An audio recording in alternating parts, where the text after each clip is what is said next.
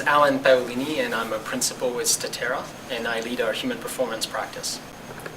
All right, so now let's talk about a couple of key lessons or key best practices during the implementation, right, while you're actually executing the work. So the first thing you got to do is you really have to take the time to understand the magnitude and the scope of the change for the audiences, the groups of users that are impacted. And that's really important because understanding and assessing how big the change is for them, how much of a change it is going to be, helps you understand how you can help them walk through that transition process that we've been talking about.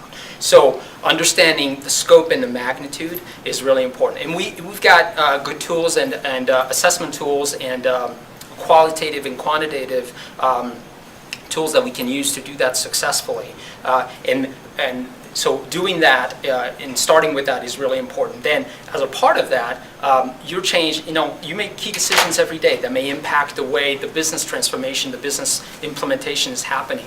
And so you have to be able to revisit. You have to be able to revisit your assessment, right? Your change assessment and your needs assessment on a regular basis because things change. It happens. You're going to add more functionality into a tool you're implementing. You're changing more processes. We need to revisit that, right? So first key thing is understand the magnitude and the scope of the change. The second key element is once you have that, you really need to spend time designing a change plan. And the change plan is basically it's like a game plan. Think about it like when you're playing football. It's like a game plan. You need to understand what your strategy is going to be to implement that change successfully.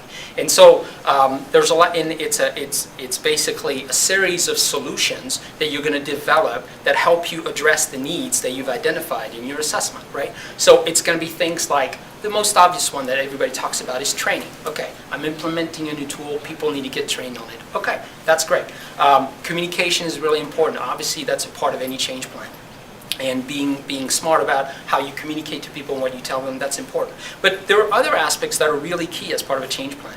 One of them is there are lots of ways that you can interact with users before the change happens to prepare them more successfully. So things like doing focus groups, having interviews, having discussions where you're actually able to bring them in and say, this is what's going to happen, right? You're not asking them whether they agree or not. You're saying, this is what's going to happen. What we need to understand is how this is really going to impact you day to day. And we'd like to know what you think about that. Because the more you bring them in, the more likely it is that they can start talking about their frustrations, venting their frustration, telling you about what they need to make the change successful. That's part of them rationalizing the change for themselves, right? So doing things like focus groups is really important, as well as identifying people that can play an ambassador role, right? We call them change champions. So people that can be advocates for your change. So people that can say, this is why we're doing it, that can continuously repeat your case for change and also answer questions and drive that. So understanding the magnitude and the scope of the change and then building a change plan that's a series of solutions that you can start implementing, that's really a key part of implementing the project.